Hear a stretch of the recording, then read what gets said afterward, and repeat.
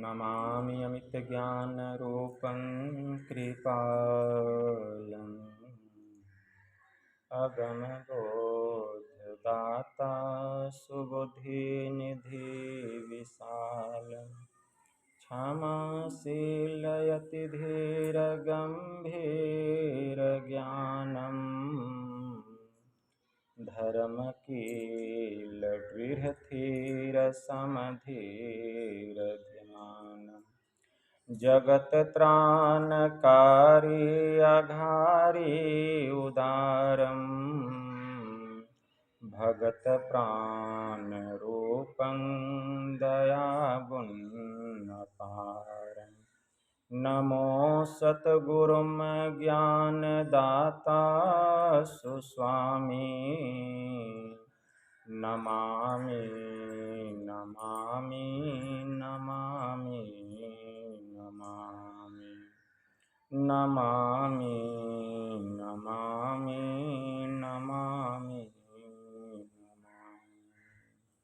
महाराज सद्गुरु है राजन को राजा है जिनकी कृपा से सर सर्व काजा भने में ही सोई परम गुरु नमामि नमामि नमामि नमामि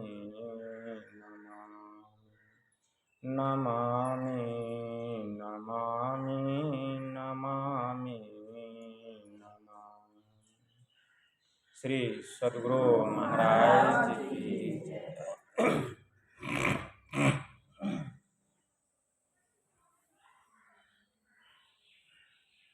अव्यक्त रूप में परमाराध्य संत सद्गुरु महाराज के पावन कमल चरणों में बारंबार नमन। आदरणीय सत्संग प्रेमी गुरुजनों, भक्तिमती माताओं एवं धर्मशिला बहनों, अभी संत स्तुति और गुरु वंदना से पाठ का शुभारंभ हुआ। हम लोगों ने अति ही मनोयोग पूर्वक भक्ति युक्त ढंग से पाठ का श्रवण किया। तत्पश्चात श्री रामचरितमानस सार सटीक तृतीय सोपान अरण्य कांड से भी हम लोगों ने पाठ का श्रवण किया। पाठ के क्रम में हम लोग नवधा भक्ति के संबंध में प्रभु श्री राम के मुखारविंद से माता सबरी को उपदेश करते हुए श्रवण कर रहे थे। भगवान श्री राम ने माता सबरी को 9 प्रकार की भक्ति का उपदेश किया। कितने प्रकार की भक्ति का उपदेश किया? 9 प्रकार। और भगवान ने अंत में क्या कहा माता सबरी को? भगवान श्री राम ने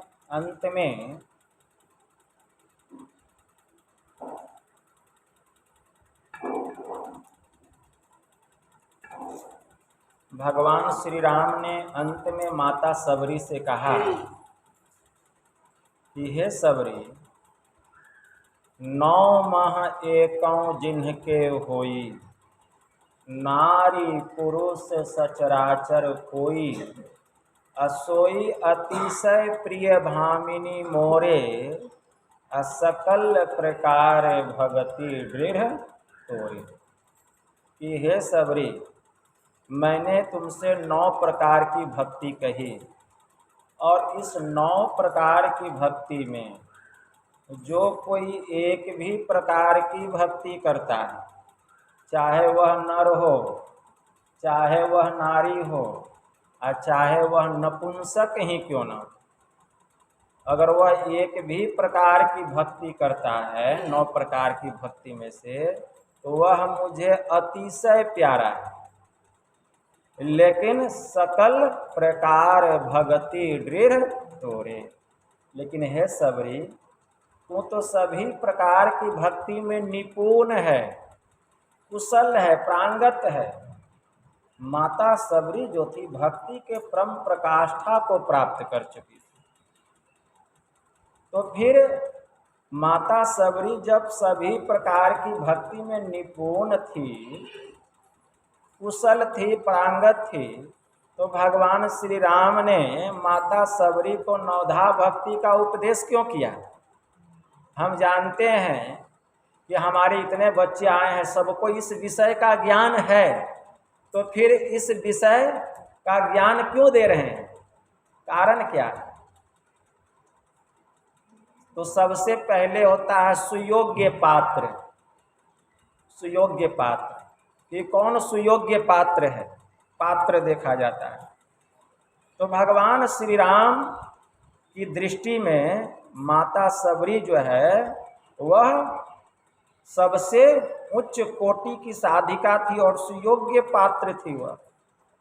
और भगवान श्री राम ने माता सबरी को माध्यम बनाया और माध्यम बना करके संसार के जितने मानव हैं सबको नवधा भक्ति का उपदेश किए कि हमारी भक्ति इस तरह से होनी चाहिए। माध्यम बना करके, माध्यम माता सबरी को बनाए और उपदेश माता सबरी के द्वारा संसार के समस्त मानवों को उपदेश किए भगवान श्री राम।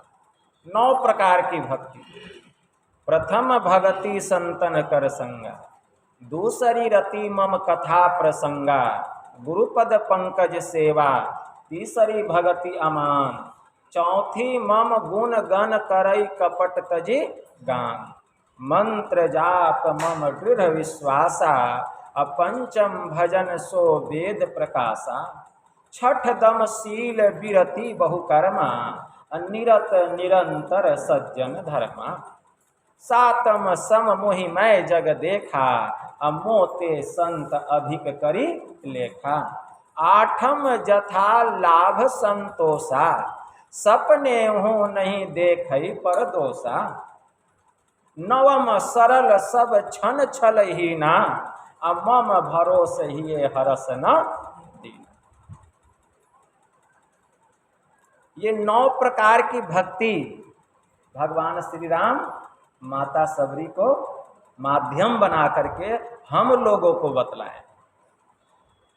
अब ये 9 प्रकार की जो भक्ति है, तो इसमें कहीं ऐसा आया है कि कोई स्त्री पति की खूब सेवा करे तो वह परम गति को प्राप्त कर लेगी?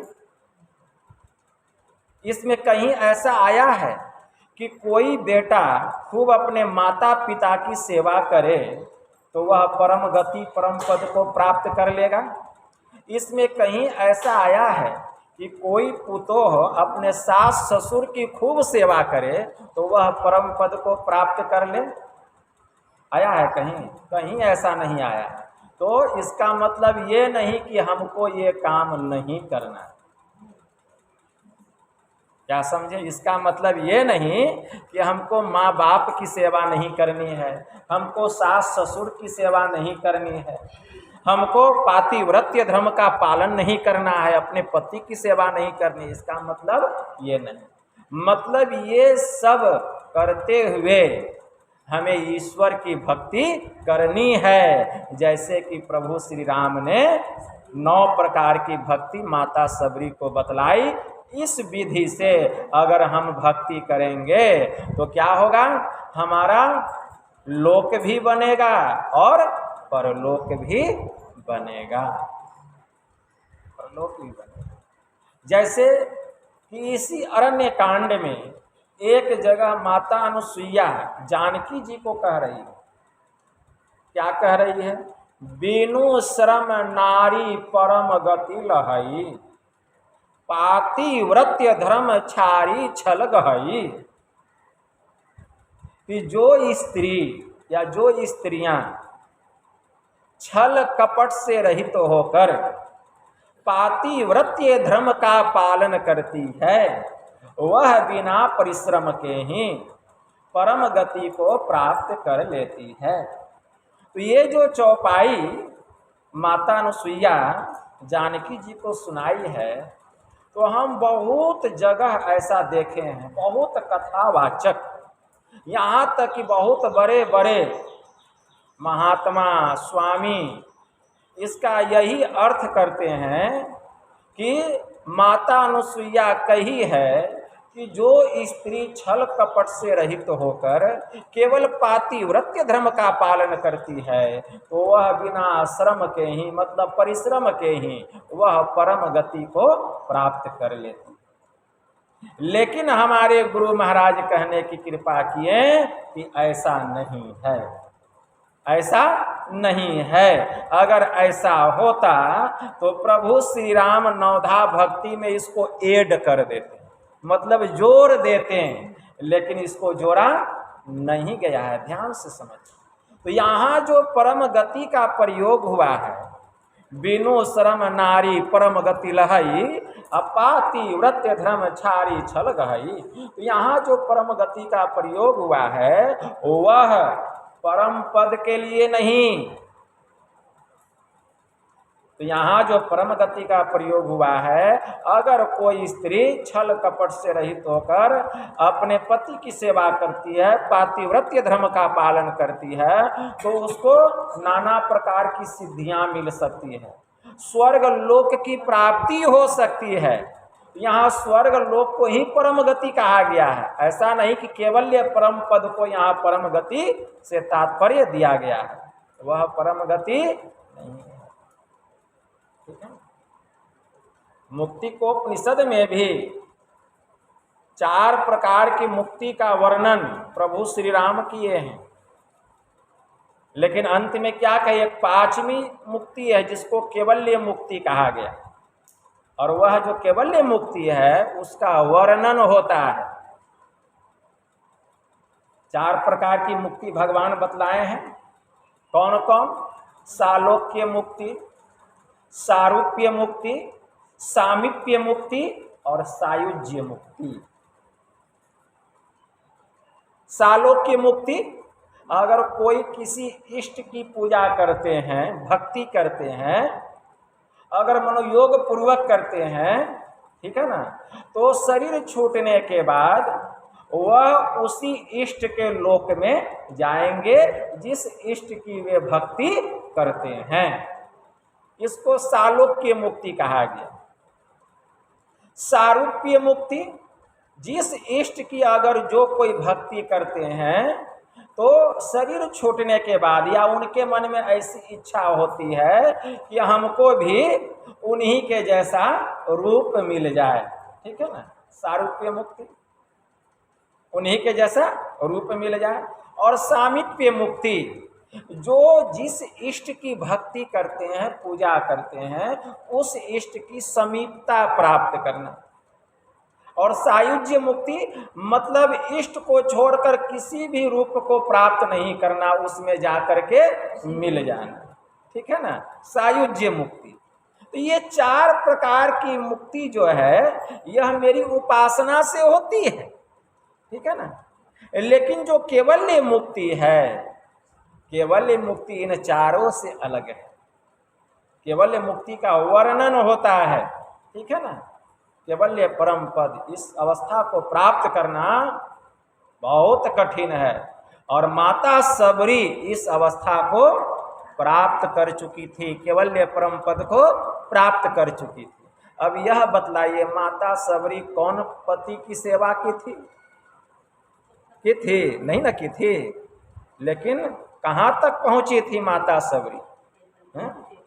माता सबरी जितना 9 प्रकार की भक्ति भगवान बतलाए, वह सभी भक्ति में निपुण थी। सत्संग करती थी, संतों की सेवा करती थी। सुने ना, प्रथम भक्ति संतन कर संगा, तो माता सबरी संतों का संग की।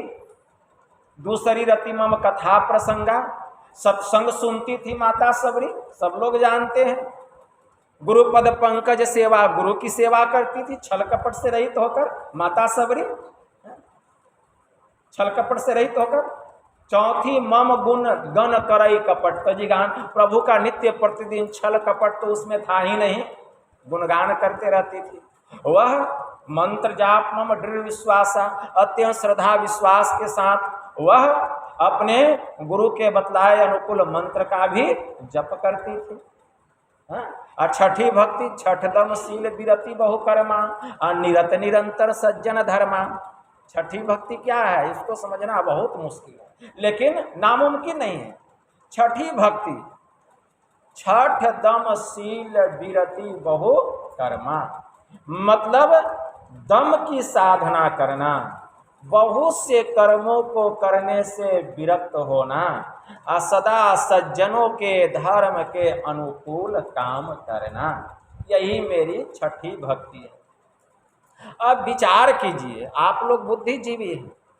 भगवान श्री राम ने कहा छठ दम शील विरति बहु कर्मा, मतलब बहुत से कर्मों को करने से विरक्त होना और सदा सज्जनों के धर्म के अनुकूल काम करना। तो बहुत से कर्मों को करने से विरक्त कौन होगा?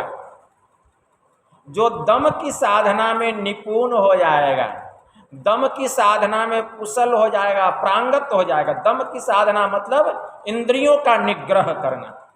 हमारी जो इंद्रियां है अभी बेकाबू है, काबू में नहीं है। इंद्रियों का नाथ कौन है? मन। इंद्रियों का नाथ मन है। मन जैसे जैसे चाहता है, हमारी इंद्रियां वैसे वैसे नाचती है। मन इंद्रियों का संग करके रूप में फंस गया। मन इंद्रियों का संग करके शब्द में फंस गया। ज्ञान इंद्रियां कितनी है? 5 है। कौन कौन? आँख, कान, नासिका, जिह्वा और चमड़ा, जिससे ज्ञान होता है उसको ज्ञान इंद्रियां कहते हैं। और जिससे हम कोई काम करते हैं उसको कर्म इंद्रियां कहते हैं। तो रूप का ज्ञान किससे होता है? आँख से। कोई पूछे कि रूप क्या है, तो आँख से जो ग्रहण हो रूप है, तो ज्ञान हुआ रूप का। क्या से ज्ञान हुआ? आँख से। तो ज्ञान इंद्रियां हो गई। आँख श्रेष्ठ ज्ञान इंद्रियां है 5 ज्ञान इंद्रियों में। कोई पूछे कि शब्द क्या है, तो जो कान से ग्रहण हो वह है शब्द। तो शब्द का ज्ञान क्या से हुआ? कान से हुआ। कोई कहे कि गंध क्या है, तो नासिका से जो ज्ञान हो वह गंध है। अगर कोई कहे कि नाक को बंद कर लीजिए, गंध का आंख से या कान से ज्ञान कीजिए, कर सकेंगे? कोई कहे कि आंख को बंद कर लीजिए, कान से रूप को देख लीजिए, ग्रहण कर लीजिए, रूप को कर सकेंगे?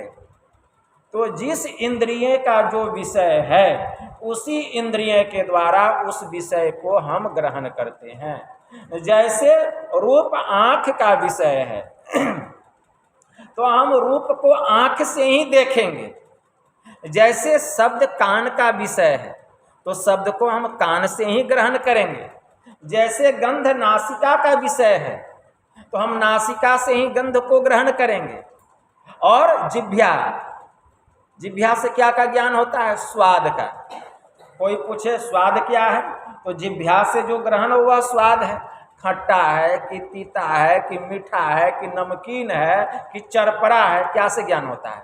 जिह्वा से। ठीक है ना?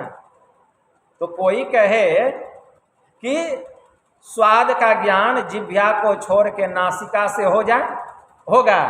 नहीं होगा। उसी प्रकार कोई पूछे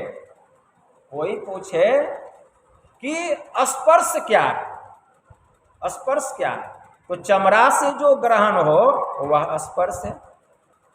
हम कोई चीज को स्पर्श करते हैं कैसे? छू करके, तो चमड़े से ना स्पर्श करते हैं। शरीर में सब जगह चमड़ा है, ऊपर में क्या है? चाम ही न है, और इसी से स्पर्श करते हैं। तो चमड़ा से स्पर्श करते हैं तो पता चलता है कि ये कठोर है, ये मुलायम है। ठीक है ना? और अगर कोई कहे कि स्पर्श का ज्ञान कोई जिह्वा से कर ले या नासिका से कर ले तो होगा? चमड़ा के अलावा और किसी से होने वाला नहीं। स्पर्श का ज्ञान होता है। तो जिस तरह एक एक इंद्रियों के द्वारा एक एक विषय को हम ग्रहण करते हैं, और जिस इंद्रिय का जो विषय है उसी इंद्रिय के द्वारा उस विषय को ग्रहण करते हैं, दूसरी इंद्रिय के द्वारा उस विषय को हम ग्रहण नहीं कर सकते।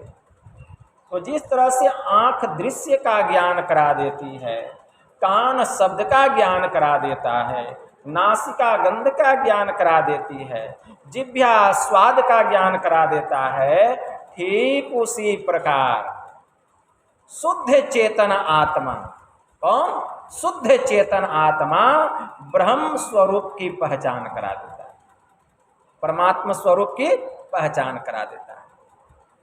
तो ब्रह्म का ज्ञान कैसे होगा, उसकी पहचान कैसे होगी? तो ब्रह्म का जो ज्ञान होगा, उसकी जो पहचान होगी, तो शुद्ध चेतन आत्मा के द्वारा होगा और किसी के द्वारा नहीं होगा। अब हम लोग कहेंगे कि बाबा हम लोग तो चेतन आत्मा है, सबके भीतर में आत्मा है, कोई ऐसा है जिसके भीतर में आत्मा नहीं है? आत्मा निकल जाएगा, शरीर मृत घोषित हो जाएगा, कहेगा ये मर गया। तो सबके भीतर में आत्मा है, तो ज्ञान हो रहा है ब्रह्म का, हो रहा है परमात्मा का ज्ञान हो रहा है? नहीं हो रहा है। तो सबके भीतर तो आत्मा है, समझो इस बात को ध्यान से, सबके भीतर में आत्मा है, लेकिन ज्ञान हो रहा है परमात्मा का, क्यों नहीं हो रहा है? जब चेतन आत्मा ब्रह्म का ज्ञान करा देता है तो हम आत्मा हैं, फिर ज्ञान क्यों नहीं हो रहा है? अभी हमने क्या कहा कि शुद्ध चेतन आत्मा ही ब्रह्म का ज्ञान करा देती है, लेकिन अभी जो यह चेतन आत्मा है, यह शरीर, जड़ और इंद्रियों के आवरण के कारण हमें अपना ज्ञान नहीं हो रहा है। इस आत्मा के ऊपर में, जीव के ऊपर में आवरण है, माया का आवरण, अंधकार, प्रकाश और शब्द, ये त्रयमायिक आवरण है। और उसके बाद क्या? इस चेतन आत्मा के ऊपर स्थूल मंडल या स्थूल शरीर, स्थूल शरीर के भीतर सूक्ष्म शरीर, सूक्ष्म के भीतर कारण शरीर, कारण के भीतर महाकारण शरीर और महाकारण के भीतर केवल्य शरीर। 5 शरीर के भीतर में हम हैं, 5 शरीर के भीतर में हम चेतन आत्मा रहते हैं, शुद्ध चेतन आत्मा। जिस दिन ये सारे आवरण, अंधकार का, प्रकाश का और शब्द का, यह माया का आवरण और ये 5 शरीर का जो आवरण है, जिस दिन उतर जाएगा, उसी क्षण हमें ब्रह्म का ज्ञान हो जाएगा, उसकी पहचान हो जाएगी।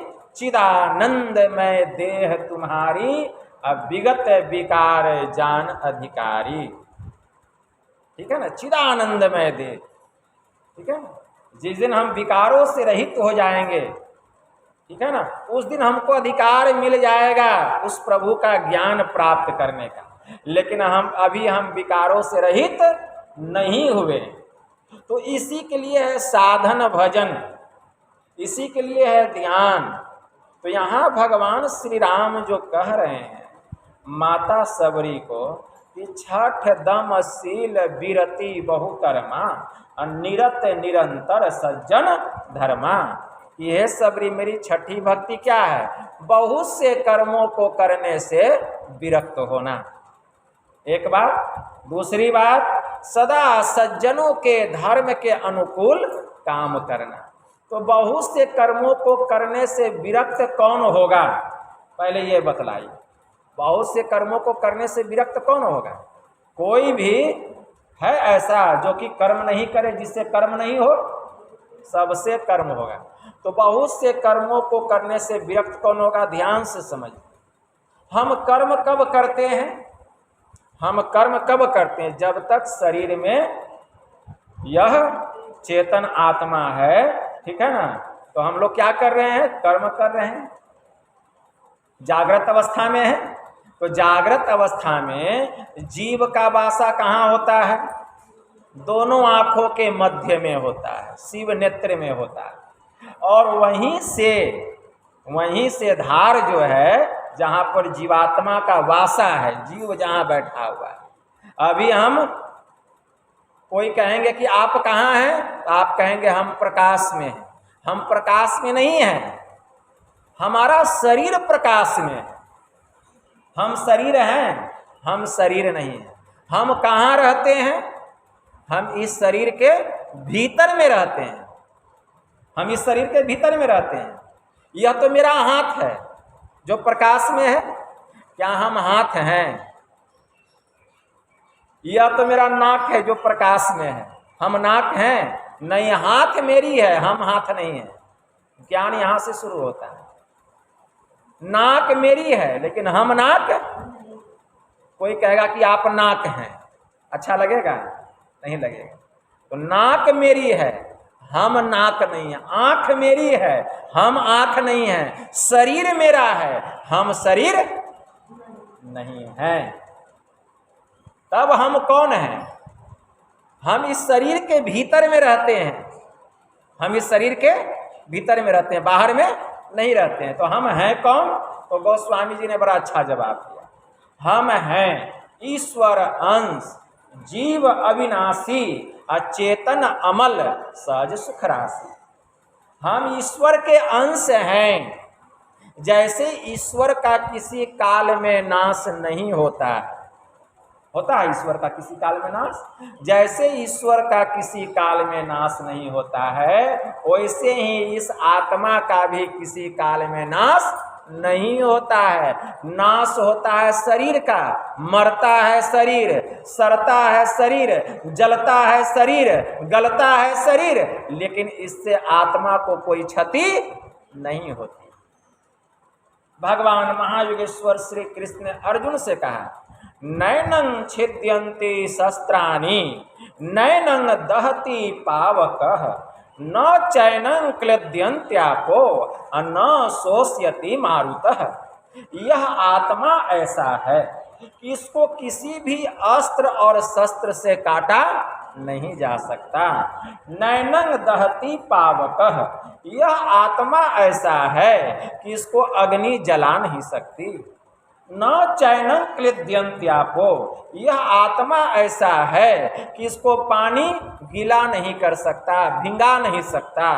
न शोष्यति मारुतः, यह आत्मा ऐसा है कि इसको हवा उड़ा नहीं सकता। अविनाशी है। तो ईश्वर अंश जीव अविनाशी, तो ईश्वर का अंश यह जो जीव है यह अविनाशी है। जैसे ईश्वर का किसी काल में नाश नहीं होता है, वैसे ही इस आत्मा का भी किसी काल में नाश नहीं होता है। चेतन अमल सहज सुख राशि, जिस दिन यह चेतन आत्मा मल रहित हो जाए, सभी आवरण इस आत्मा पर से उतर जाएगा। माया का जितना आवरण है सभी विकारों से जिस दिन रहित हो जाएंगे, उस दिन आत्मबोध होगा, आत्मज्ञान होगा, उसी दिन ब्रह्म ज्ञान होगा। ठीक है ना? चेतन अमल सहज सुख राशि, यह चेतन आत्मा परम पवित्र हो जाएगी। शुद्ध चेतन आत्मा के द्वारा ही केवल ब्रह्म का ज्ञान होगा, उसकी पहचान होगी। तो इसीलिए हम आत्मा हैं, लेकिन अभी हमको ब्रह्म का ज्ञान नहीं हो रहा है, क्योंकि हम चेतन आत्मा जो है अभी माया के आवरण से घिरे हुए हैं। यह जीव जो है इसके ऊपर में माया का आवरण पड़ा हुआ है, इसलिए न अपना ज्ञान हो रहा है और न ही प्रभु की पहचान हो रही है। तो हम शरीर नहीं है, हमारा शरीर प्रकाश में है, हम अंधकार में हैं। हम कहाँ रहते हैं? इस शरीर के भीतर में रहते हैं। तो आंख खोल के बाहर की चीज को देखते हैं। अभी बाहर की चीज को कैसे देख रहे हैं? आंख खोले हैं। अब भीतर के चीज को अगर देखना हो तब कैसे देखेंगे? आंख बंद करके। जरा सब लोग आंख बंद कीजिए, बंद करो। आंख बंद करने पर क्या दिखाई देता है? अंधकार दिखाई देता है। तो मतलब बाहरे में केवल प्रकाश है, भीतर में प्रकाश नहीं है। भीतर में प्रकाश नहीं है, इसका मतलब हम लोग अंधकार में हैं, हम लोग प्रकाश में नहीं। अंतर में हो प्रकाश न, बाहर प्रकाश क्या? गुरु महाराज की वाणी में आया। बाहर में प्रकाश रहने से क्या होगा?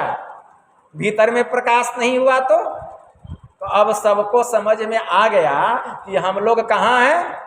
हम लोग प्रकाश में नहीं हैं, हम लोग अंधकार में। प्रकाश में कैसे जाएंगे? कौन कौन प्रकाश में जाना चाहता है? भीतर में प्रकाश हो जाए, जरा हाथ उठाइए। प्रकाश में कौन कौन जाना चाहता है कि भीतर में प्रकाश हो जाए? सब जाना चाहता है प्रकाश में। तो प्रकाश में कैसे जाएंगे, इसी के लिए भगवान श्री राम ने माता सबरी से कहा, छठ दम शील विरति बहुकर्मा निरत निरंतर सज्जन धर्मा। यह सबरी मेरी छठी भक्ति है, बहुत से कर्मों को करने से विरक्त होना और सदा सज्जनों के धर्म के अनुकूल काम करना। तो बहुत से कर्मों को करने से विरक्त कौन होगा? तो पहले ये समझना होगा कि हम कर्म कैसे करते हैं।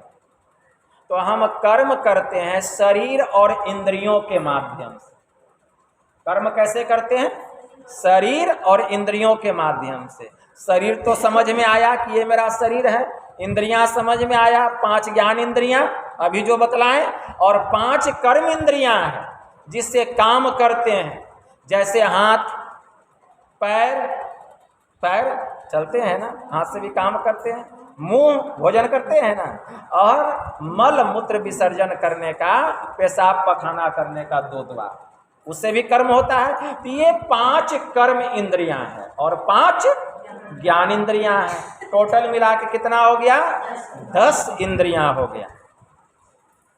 तो सबसे पहले ये समझना पड़ेगा कि हम कर्म कैसे करते हैं। तो हम कर्म करते हैं शरीर और इंद्रियों के माध्यम से। इसी से न कर्म करते हैं, शरीर और इंद्रियों के माध्यम से। एक बात। दूसरी बात, शरीर और इंद्रियों के माध्यम से हम कर्म कब करते हैं? शरीर और इंद्रियों के माध्यम से हम कर्म कब करते हैं? जबकि शरीर और इंद्रियों की घाटों में चेतन की धाराएं पसरी रहती है, तब हम शरीर और इंद्रियों के माध्यम से काम करते हैं। अभी हम जगह है ना, तो शरीर और इंद्रियों में चेतन की धार पसरी हुई है। जहां जीव का वासा, अभी जागृत में जीव का वासा कहाँ है? आज्ञा चक्र 10वें द्वार में।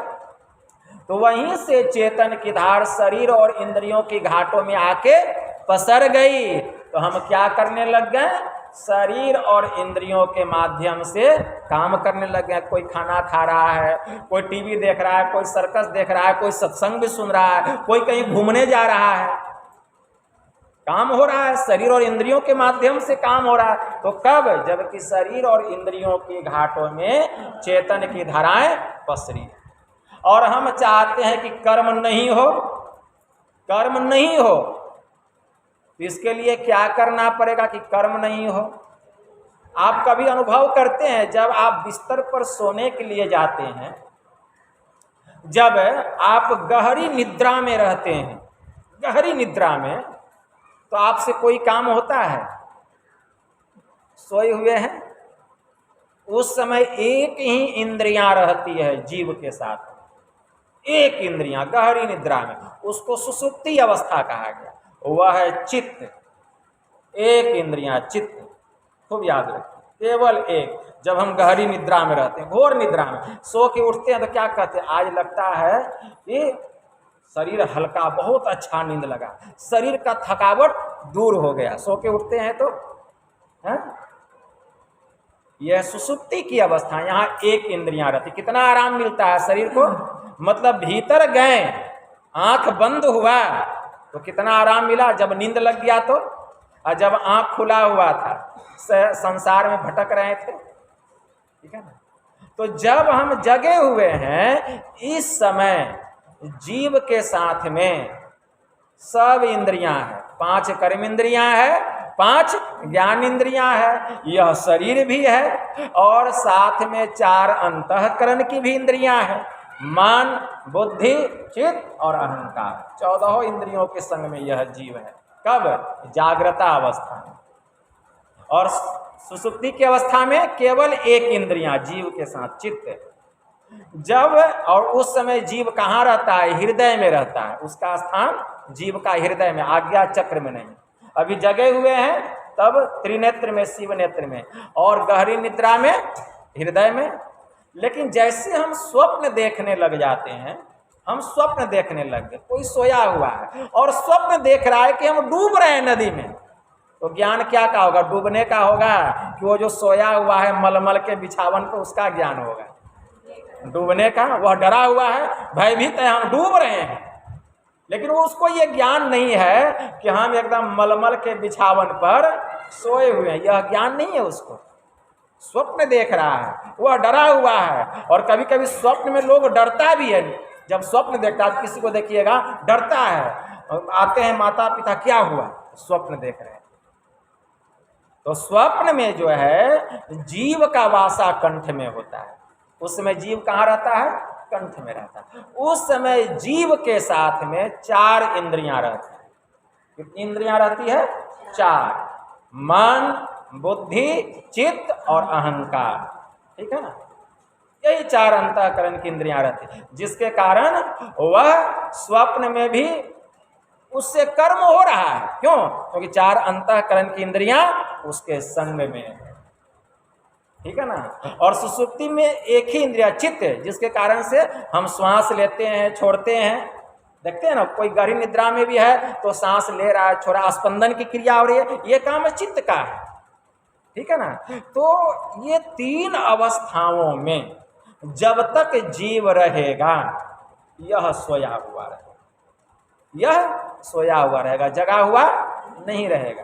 ठीक है ना? इससे कुछ न कुछ कर्म होते रहेगा। जैसे कि गहरी निद्रा में भी है तो कुछ कर्म हो रहा है, क्या? श्वास ले रहा है और छोड़ा, ये भी तो कर्म है, तो चित्त का काम है ये। ठीक है ना? स्वप्न में भी 4 अंतःकरण की इंद्रियां, कर्म हो रहा है, और जागृत में भी कर्म हो रहा है। 5 कर्म इंद्रियां, 5 ज्ञान इंद्रियां, 4 अंतःकरण की इंद्रियां, 14 इंद्रियों के साथ हैं, हम कर्म कर रहे हैं। और यहाँ भगवान श्री राम कह रहे हैं बहुत से कर्मों को करने से विरक्त होना। तो बहुत से कर्मों को करने से विरक्त हम कैसे होंगे? तो हम कर्म कैसे करते हैं? जब हम शरीर और इंद्रियों की घाटों में चेतन की धाराएं जब तक पसरी रहती है, तो शरीर और इंद्रियों के माध्यम से हम कर्म करते हैं। अगर हम चाहते हैं कि शरीर और इंद्रियों के माध्यम से कर्म ही नहीं हो, तो क्या करना पड़ेगा? शरीर और इंद्रियों की घाटों में जो पसरी हुई चेतन की धाराएं हैं, उसको समेट करके केंद्र पर केंद्रित करना पड़ेगा। केंद्र पर केंद्रित करना पड़ेगा। केंद्र क्या है? आज्ञा चक्र 10वां द्वार। केंद्र क्या है? आज्ञा चक्र 10वां द्वार। यह स्थूल मंडल का केंद्र बतलाया गया। स्थूल मंडल का तो पहले तो स्थूल से ही ना समेट करके उसके केंद्र पर केंद्रित करेंगे, तब हम सूक्ष्म मंडल में जाएंगे। तो केंद्र पर केंद्रित करना पड़ेगा। इसके लिए करना क्या पड़ेगा? इसी के लिए है दृष्टि योग, मतलब दम की साधना करनी पड़ेगी। और दृष्टि योग कौन करेगा? दम की साधना कौन करेगा? इसी के लिए चाहिए ब्रह्म विद्या, ब्रह्म दीक्षा। जो ब्रह्म दीक्षा लिया है वही करेगा दृष्टि योग, ध्यान योग करेगा। सबको अधिकार नहीं है, लेकिन गुरु पूरा होना चाहिए, पक्का होना चाहिए, इस कला में निपुण होना चाहिए। ठीक है ना? कहीं और जाएंगे यह ज्ञान नहीं मिलेगा, उसको तो पता ही नहीं है कि स्थूल जगत का केंद्र कहाँ है। शरीर और इंद्रियों के माध्यम से कर्म नहीं हो तो चेतन की धाराएं को समेट कर केंद्र पर केंद्रित करना है। उसको पता है कि केंद्र कहाँ है, जो हमको बतलाएगा। जो यह क्रिया में हम निपुण होंगे, छठी भक्ति में, सबको पता नहीं। वहीं पर जीव का वासा है, जीवात्मा की बैठक बतलाई गई है। तो इसके लिए दृष्टि योग की साधना करनी पड़ेगी। दृष्टि योग की साधना, मानस जप और मानस ध्यान जो है, इससे हमारा मन पवित्र होता है। गुरु महाराज की वाणी में आया, गुरु जाप मानस ध्यान मानस कीजिए दृढ़ साध कर, इनका प्रथम अभ्यास कर श्रुत शुद्ध करना चाहिए। इससे मन पवित्र होता है, श्रुत निर्मल होती है। दृष्टि योग की साधना करने की हमें योग्यता आती है इस साधन से। तब दृष्टि योग करना चाहिए। दृष्टि योग जब तक दृष्टि की दोनों धारों का योग नहीं हुआ, मिलन नहीं हुआ है, दृष्टि योग कहाँ? अभी तो हम अभ्यास कर रहे हैं। जिस दिन दृष्टि की दोनों धाराएं जाकर के मिल जाएगी, दृष्टि योग। हमारी जो बाईं आंख है, इससे जो दृष्टि की धार निकल रही है, इसको इंगला नाम की नाड़ी कहा गया। हमारी जो दाहिनी आंख है, इससे जो दृष्टि की धार निकल रही है, इसको पिंगला नाम की नाड़ी कहा गया। हमारी जो बाईं आंख है, इससे जो दृष्टि की धार निकल रही है, इसको ठंडी नाड़ी कहा गया, शीत नाड़ी।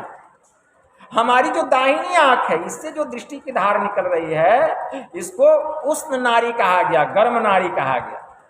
इसीलिए बाएं आंख को चंद्रमा की संज्ञा दी गई और दाहिने आंख को सूर्य की संज्ञा दी गई। संत कबीर साहब ने कहा ना, गगन की ओट निशाना है, दाहिने सूर्य और चंद्रमा बाएं, और तिनके बीच छिपाना है। तन की कमान सूरत का रौंदा, और शब्द बाण लेताना है। मारत बाण बिंधा तन ही तन, सतगुरु का परवाना है। मारियो बाण भाव नहीं तन में, जिन लागा तिन जाना है। कहे कबीर सुनो भाई साधो, जिन जाना तिन माना। तो अभी हम लोग दृष्टि योग का अभ्यास कर रहे हैं। तो दृष्टि योग का अभ्यास कैसे करना है? कैसे करना है? हमारी आंख से निकलने वाली जो दृष्टि की शक्ति है, उसको केंद्र पर केंद्रित करना है। एक आसन से बैठना है। एक आसन, स्थान एकदम समतल होना चाहिए। कैसा होना चाहिए? समतल। श्री जवाल दर्शनोपनिषद में एक बड़ा अच्छा मंत्र आया, पर्वत अग्रे नदी तीरे बिल्व मूले बने अथवा, मनोरमे शुचोदेशे मठम कृत्वा समाहित। आरभ्य चासनम पाश्चात प्रांग, मुखो डंग मुखो पीवा। श्री जवाल दर्शनोपनिषद में यह मंत्र आया है। शिरः कायः संवृतास्य सुनिश्चिलः, नासाग्रे सस्भृदि बम्बे बिंदु मध्ये तुर्यकम, स्रवंतम मृतम पश्यन् नेत्राभयाम सुस्माहितः। मतलब क्या समझे? पर्वत के आगे, कहाँ? पर्वत के आगे, पर्वत अग्रे, नदी तीरे, नदी के किनारे, बिल्व मूले मतलब बेल का जो पेड़ होता है उसके जड़ के पास, बने अथवा, ठीक है, या किसी निर्जन स्थान में, वन में, ठीक है। मनोरमे शुचो देशे मठम कृत्वा समाहित, ठीक है, बड़ा ही मनोरम स्थान में, ठीक है ना, पवित्र स्थान में, ठीक है ना, कहीं भी अपना आसन लगा करके अस्थिर हो जाएं। एक आसन से हमारा बायां पैर नीचे, दाहिना पैर ऊपर, बायां हाथ नीचे, दाहिना हाथ ऊपर, तर ऊपर गोद में रखें और आसन प्रारंभ करें। आरभ्य चासनम पाश्चात प्रांग, मुखो डंग मुखो पीवा। जब हम आसन को शुरू करें, आरंभ करें, तो ध्यान रहे हमारा मुंह पूरब की ओर रहे या उत्तर की ओर रहे। यही दो दिशा। जब हम ध्यान करने के लिए बैठे तो हमारा मुखमंडल जो है वह तो पूरब की ओर होना चाहिए या उत्तर की ओर होना चाहिए। अगर हम सत्संग में बैठे हैं कहीं भी, तो वहां दिशा का ज्ञान नहीं रखना चाहिए। वहां गुरु के सम्मुख होकर के बैठना चाहिए, वहां दिशा का ज्ञान नहीं रहता। जैसे अभी आप लोग बैठे हुए हैं मेरे सामने, गुरु महाराज के सामने, गुरु महाराज का इधर मुखमंडल है, इधर कौन दिशा हो गया? दक्षिण दिशा हो गया। इसमें दिशा का कोई ज्ञान नहीं होता, ठीक है ना। एकदम सिर को एकदम सीधा रखें, सिर को एकदम सीधा रखें, एकदम बिल्कुल सीधा, एकदम सुनिश्चित होकर के, धड़, गर्दन और मस्तक को एकदम सीधा रखो। हमारा जो कमर है, जो रीढ़ की हड्डी है, जो गर्दन है और जो सिर है, एकदम सीधे में रहना चाहिए, एकदम सीधे। इस तरह से बैठना चाहिए। आरभ्य चासनम पाश्चात प्रांग मुखोटंग मुखोट। और बैठ करके फिर ध्यान लगाएं, ठीक है ना। कहाँ ध्यान लगाएं? नासाग्रे, नासाग्रे, दोनों आंख और नासिका का जो मिलन स्थान है, दोनों आंख और नासिका का जो मिलन स्थान, नासाग्रे। सस्वृद्धि बम्बे बिंदु मध्य तुर्यकम, चंद्र बिंब बिंदु के मध्य में, चंद्र बिंब बिंदु के मध्य में, ठीक है ना। दोनों आंख और नासिका का जो मिलन स्थान है, जहां हमारी माताएं और बहनें बिंदी लगाती है, वही वह स्थान है। चंद्र बिंब बिंदु के मध्य में वही वह स्थान, वहीं पर ध्यान लगाना है। दोनों आंखों को बंद करके केवल सामने में देखना है। दृष्टि योग की साधना में दोनों आंख बंद है, एकदम अंधकार है, आंख बंद किए, अंधकार है। और कहां पर देखें? ठीक उसके सामने। बहुत साधक ऐसे होते हैं जो दोनों आंखों के मध्य को देखते हैं। यह बिंदु ध्यान दृष्टि योग नहीं है, उसके सामने, दोनों आंख और नासिका का जो मिलन स्थान है उसके सामने, एकदम सामने, सिमटी हुई निगाह से। कुछ देर मानस जप, मानस ध्यान करने के बाद यह क्रिया की, एकदम सिमटी हुई निगाह से।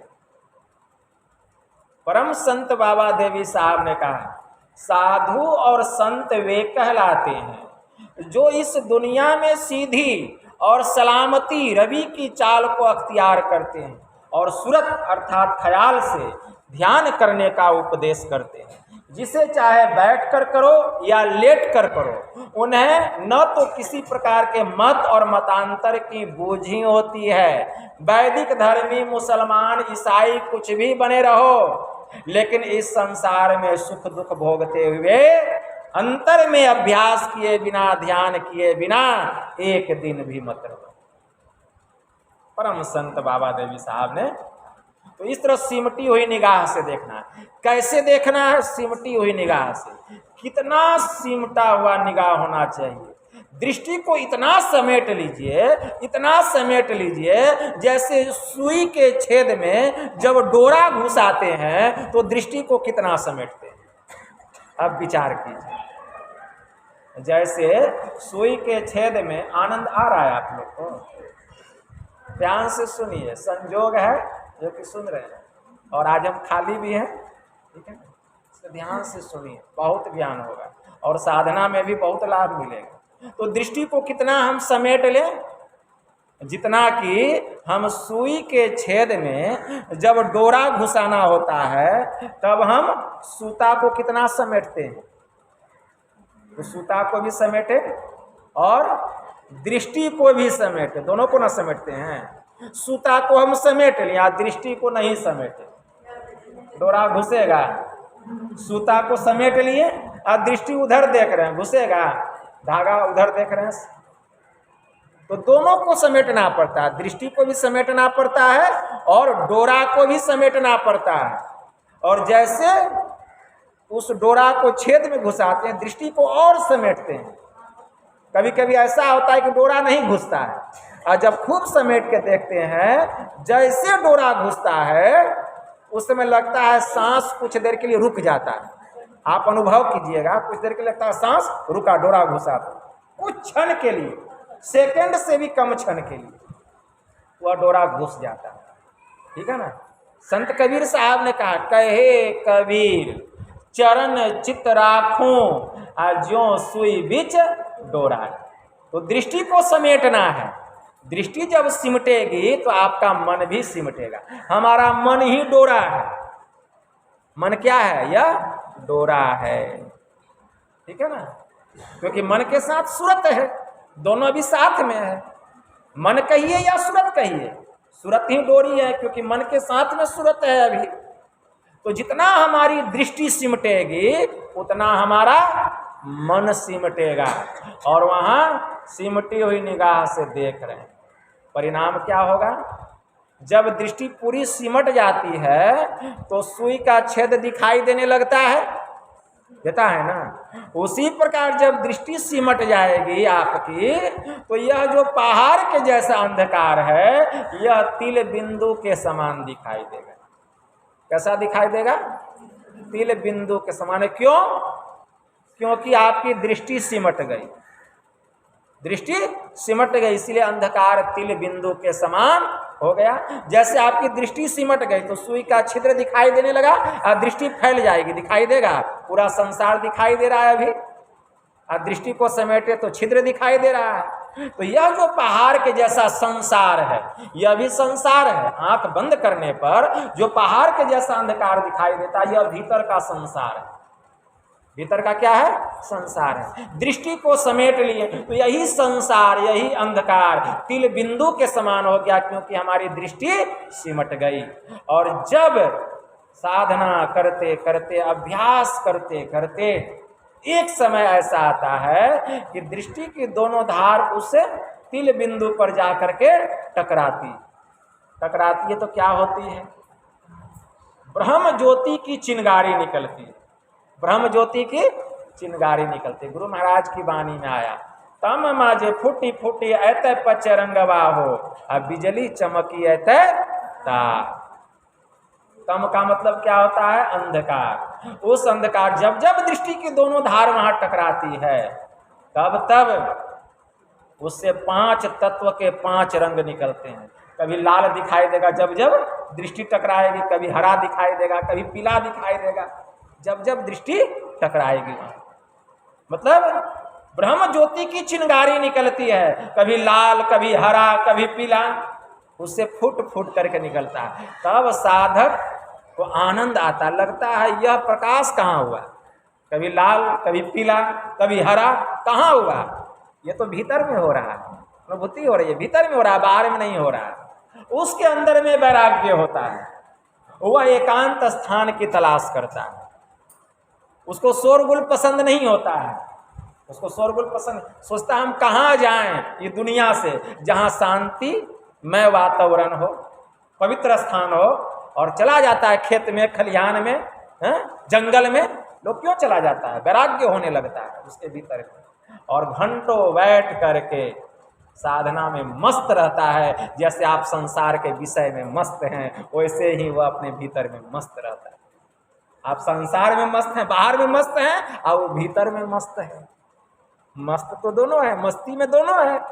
आप भी मस्ती में है तो आप संसार के विषय भोग में, वो भीतर के योग में मस्त है। ठीक है ना? मस्त हो जाता है। एक समय ऐसा आता है कि दृष्टि की दोनों धार उस तिल बिंदु पर जाकर के मिल जाती है, हटती नहीं है, सट जाती है वहां जाकर। परिणाम क्या होता है? वह तिल खिड़की खुलती है, वह तिल खिड़की खुलती है, और वहीं पर चमचमाता हुआ वह परम तेजोमय बिंदु, ठीक है ना, वह चमचमाता हुआ वह ज्योतिर्मय बिंदु प्रकट होता है।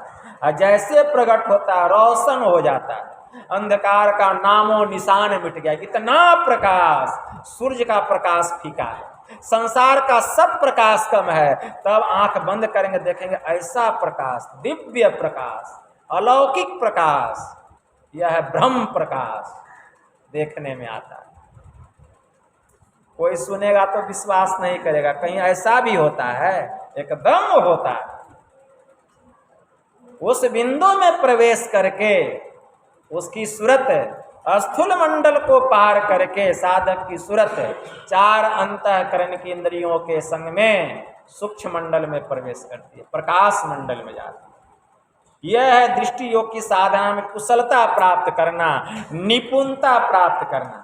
तो जब किसी साधक के साथ ऐसी गति हो जाती है तब वह स्थूल शरीर और इंद्रियों की घाटों से ऊपर उठ जाता है। स्थूल शरीर का उसको कोई ज्ञान नहीं रहता है। स्थूल शरीर में अब वो है ही नहीं, चेतन तो सिमट करके ऊपर उठ गई, अब शरीर में है, जांच करेगा, कहेगा ये मरा हुआ, अब उससे कोई कर्म होगा? बतलाइए, उससे कोई भी कर्म नहीं होगा। तो भगवान ने क्या कहा, ध्यान से समझिए, छठ दम शील विरति बहुकर्मा निरत निरंतर सज्जन धर्मा। मतलब हे सबरी, मेरी छठी भक्ति दम की साधना करना, यही है दम की साधना करना। जो अभी सुने, बहुत से कर्मों को करने से विरक्त होना। जब दम की साधना में वह निपुण हो जाता है तो बहुत से कर्मों को करने से वह विरक्त हो जाता है। अब उससे कोई काम होगा? विरक्त हो गया। और दूसरी बात क्या है, सदा सज्जनों के धर्म के अनुकूल काम करना। वह सज्जनों के धर्म के अनुकूल काम करता है, जो अंधकार से प्रकाश मंडल में चला जाता है। उससे जितने काम होते हैं प्रकाशित कर्म होते हैं। सज्जनों का धर्म क्या है? झूठ नहीं बोलना, चोरी नहीं करना, नशा नहीं करनी, हिंसा नहीं करनी, व्यभिचार नहीं करनी। तो वह जो साधक होता है वह सज्जनों के धर्म के अनुकूल काम करता है, जो प्रकाश मंडल में चला जाता है। उससे झूठ, चोरी, नशा, हिंसा, व्यभिचार नहीं होता है। उससे जितने काम होते हैं संसार के कल्याण के लिए होते हैं, समाज के कल्याण के लिए होते हैं, देश के कल्याण के लिए होते हैं। वह बहुत से कर्मों को करने से विरक्त होता है और हमेशा सज्जनों के मतलब संतों के धर्म के अनुकूल वही संसार में रहता है। यही है छठी भक्ति। ये छठी भक्ति है। अभी तो सातवीं भक्ति शब्द साधना है, तो ज्यादा हम नहीं बोलेंगे, ठीक है ना। इतना बोले यही बहुत है इष्ट योग की साधना पर, ठीक है।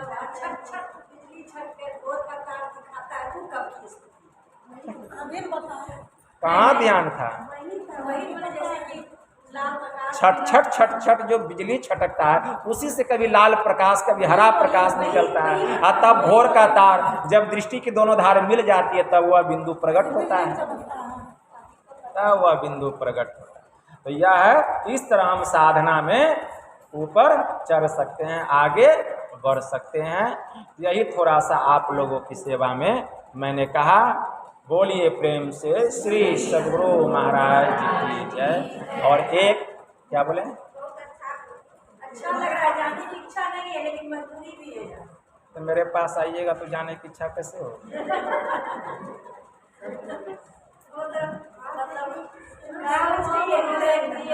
वचन है आपका।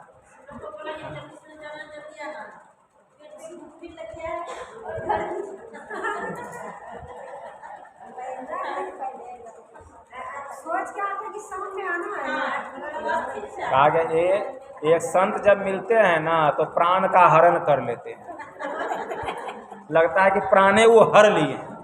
और जब दुर्जन मिलता है ना तो वो दूसरा दुख देता है, कहता किसका दर्शन हो गया सुबह सुबह। जब किसी दुर्जन, बोलिए प्रेम से श्री सद्गुरु महाराज। अब कुछ नहीं, ध्यान से सुनिए, हम जो कह रहे हैं ध्यान से सुनिए। ये संत मत जो सत्संग मंदिर है बहुत पुराना है। यह ऐसा मंदिर है सत्संग मंदिर 1930 ईस्वी, जबकि कुप्पा घाट आश्रम भी नहीं बना था। पहले गुरु महाराज यहीं पर आए और यह वैसा स्थान है कि बैकटपुर जो दियरा है, सत्संग योग वहाँ से शुरू हुआ था रचना गुरु महाराज का, ठीक है ना। फिर वहाँ से गुरु महाराज यहाँ आए इस स्थान पर और यहाँ आकर के सत्संग योग की रचना की गुरु महाराज। यह हुआ पवित्र स्थान। एक बहुत पुरानी बात है, हम तो बोले कि 1930 ईस्वी की बात है कि गुरु महाराज यहाँ आए थे, उसके बाद रचना हुआ, ठीक है ना। हमको लगता है ये करीब 40 या 42 ईस्वी की बात है, ठीक है ना। हाँ, 40-42 ईस्वी की बात है। तो इतना पुराना यह जो आश्रम है, ठीक है ना। और परम पूज्य शाही बाबा पूज्य स्वामी राम लगन बाबा यहीं गुरु महाराज से दीक्षा लिए। यह वह स्थान, लेकिन यह आश्रम देखिए कितना क्षतिग्रस्त है, किसी का भी इसके ऊपर में कोई ध्यान नहीं है। सब आश्रम चमचमा रहा है, लेकिन गुरु महाराज का यह पुराना आश्रम जस का तस खराब हुआ, ठीक है ना। लेकिन हम चाहते हैं कि इसका भी नवीनीकरण हो, इसका भी भविष्य चमके, ठीक है ना। तो हम चाहते हैं कि सबका इसमें सहयोग हो। इसके लिए एक मीटिंग भी हुआ, सभा भी हुआ, हमारे महासभा के लोग आए, कुप्पा घाट आश्रम से भी लोग आए और कहें कि बाबा जो जो लोग 11,000 से लेके ऊपर तक या 11,000 तक देंगे उसका नाम लिखा जाएगा शिलापट में जो बनेगा, ठीक है ना, और उसका पैसा रखा जाएगा और इसके निर्माण में लगाया जाएगा 11,000 से लेके उसके ऊपर तक जो भी देंगे, ठीक है जब ना। तक शुरुआत कम नहीं होगी बाबा। पहले सुनिए मेरी बात, इसको हटाइए।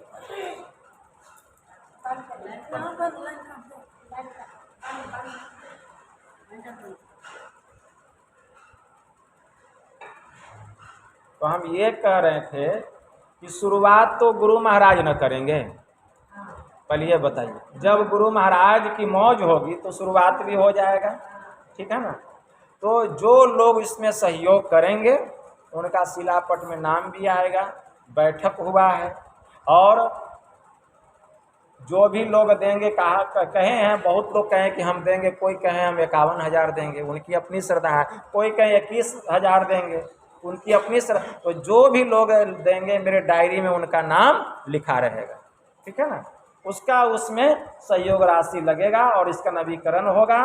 और ये काम जो कुप्पा घाट से जो हैं वहाँ के बोले हैं कि बाबा आपको इसका देख रेख करना है और जो भी लोग कुछ देंगे कि हमको उसको नोट करके रखना है। और बहुत जल्द, जब तक कुछ होगा नहीं, क्योंकि इसको बनाने में 1-2 पैसा खर्च नहीं है, कम से कम 20 लाख कम से कम बोले, केवल ढलैया करके पिलर उलर देने में 20 लाख रुपया खर्चा हो जाएगा हम लोगों को। इसको बढ़िया से ढलाई करने में उतना खर्चा तो इसमें करोड़ों रुपया है, 50 लाख करोड़ों। अगर बढ़िया से टाइल्स लगाइए, मार्बल लगाइए, पेंट कीजिए, ठीक है ना, जितना ये जगह है करोड़ों रुपया खर्च, ठीक है ना। तो आप लोग जो भी मदद करेंगे, अगर जिनके मन में चाहना है आज कीजिए बाद में कीजिए, वो अपना नाम एंट्री करवा देंगे, अपना मोबाइल नंबर दे देंगे, ठीक है ना। जब इसका प्रारंभ होगा बनने, आपका वह सहयोग राशि उसमें लगेगा, ठीक है। और ऐसे किसी की इच्छा है कि हमको दान पुण्य करना है तो वो आपकी अपनी श्रद्धा है, वो आपको अपना खुशी है, आप कर सकते हैं। लेकिन हमको जैसा आदेश मिला है, इसके लिए बैठक हुआ, बैठक में बहुत लोग यहाँ शामिल भी थे। उस समय हमारे गिरवर बाबू थे, श्याम बाबू थे, उस समय हमारे देवी बाबू थे, ठीक है ना। उस समय और भी कुछ लोग आए थे, बल्लू बाबू थे जो मोदी नगर के रहने वाले हैं, ठीक है ना। तो हमको बोला गया कि बाबा आपको ये सब जो भी लोग देंगे लिख करके रख लीजिएगा। और गुरु महाराज कृपा से अभी देख रेख का जो भी है, देखिए मालिक तो हम लोगों के गुरु महाराज, मालिक एक होता है। हमको लोग कहते हैं बाबा आपके पास, हम कुछ भी नहीं हैं, जो हैं आप लोग हैं, इसको खूब याद रखें। आप लोग कुछ सहयोग कीजिएगा, आप ही लोग से न लेकर के हम ये काम करेंगे। तो ये सत्संग भवन मेरा नहीं है, या हम इसके मालिक हैं, मालिक गुरु महाराज हैं, ठीक है ना। हम लोग जितना इसमें मदद करेंगे इसका काम आगे बढ़ेगा। जरूरत है जगने की, इसलिए, लेकिन हाँ उसका एक भी पैसा बर्बाद नहीं, खास करके जब हम हैं, मेरे पास सबका हिसाब किताब रहेगा, ठीक है ना। एक एक पाई का रहेगा, जो भी देंगे उसका हिसाब रहेगा, उसका इस आश्रम में लगेगा और बहुत जल्दी काम शुरू होगा। लेकिन कुछ पैसा तो आ जाए तब तो शुरू किया जाए, जब तक कुछ पैसा नहीं आएगा काम शुरू कैसे होगा। बहुत लोग कहते हैं बाबा काम तो शुरू कीजिए, अरे कुछ भी काम करने के लिए अभी ईंटा मंगाना है, सीमेंट मंगाना है, कम से कम 2 लाख रुपया चाहिए। तो छोटा सा घर तो नहीं बना रहे हैं कि 10,000 मंगा, छोटा सा घर है या अभी इसको खाली तोड़वाने में, ठीक है ना, कम से कम 50,000 रुपया खाली तोड़वाने में लग जाएगा। तोड़वा करके इसको हटाइए, उसमें 50,000 रुपया मजदूरी लगे। एक घर आदमी तोड़ाता है तो कहता है बस 10,000 रुपया लग गया, घर तोड़वाने में 10,000 लग जाता है, खाली इसको तोड़वा के साफ सुथरा कराने में इतना खर्चा है एकदम सब। जब बनेगा तो पूरा नया बनेगा, ठीक है ना, पूरा नया बनेगा, ठीक है ना, पूरा नया बनेगा। इंजीनियर को बुला करके बनाया जाएगा, ठीक है ना, क्योंकि बहुत पुराना है, ये बहुत पुराना है। जब हम खर्च ही कर रहे हैं तो बढ़िया से खर्च करेंगे, एकदम अच्छा से लेकर के जाएंगे। बहुत लोग कहते हैं आप पिलर रहने दीजिएगा, आप दीवार रहने दीजिएगा, वो तो इंजीनियर बताएगा। अब हम दीवार रखेंगे, इसका तरी कितना है कौन जानने के लिए गया? तरी नहीं है, दीवार है। अब इसके ऊपर भी तो बनेगा, ये भी तो बात है, सबका लोड इसी पर न रहेगा। अब तरी नहीं है, अब आजकल आ रहा है बेस पिलर, मोटा मोटा रड लगता है। अब एक ही तल तो नहीं हो सकता, भविष्य में 5 मंजिला जाए तो सबका लोड तो इसी पर पड़ेगा, ठीक है ना। तो इसीलिए वो देख करके काम किया जाएगा। वो तो इंजीनियर देखेंगे, आएंगे कि हाँ ये दीवार ठीक है तो दीवार को रखा जाएगा, ठीक है ना। क्योंकि दीवार से भी हमारा बहुत ईंटा निकलेगा। हमारा 15 इंची का दीवार है, हम 5 इंची का दीवार देंगे तो हमारा ईंटा निकलेगा, ईंटा हमारा उपयोग में आएगा। तो आप लोग इस पर ध्यान दे। बैठक हुआ है, 2-3 बार बैठक हुआ है, लेकिन राशि आए तब तो कुछ काम शुरू हो, ठीक है। तो इसीलिए आप लोग, तो हम भी वही कह रहे हैं, हमको पता है कि ये लोग क्यों आए हैं, इसीलिए हम कह रहे हैं कि आप लोग जो भी है कुछ दीजिएगा तो इसमें लगेगा। यही थोड़ा सा आप लोगों को कुछ ज्ञान की बात सुनाएं और थोड़ा सा आश्रम की विधि व्यवस्था की बात बतलाएं। बोलिए प्रेम से श्री सद्गुरु महाराज जी की।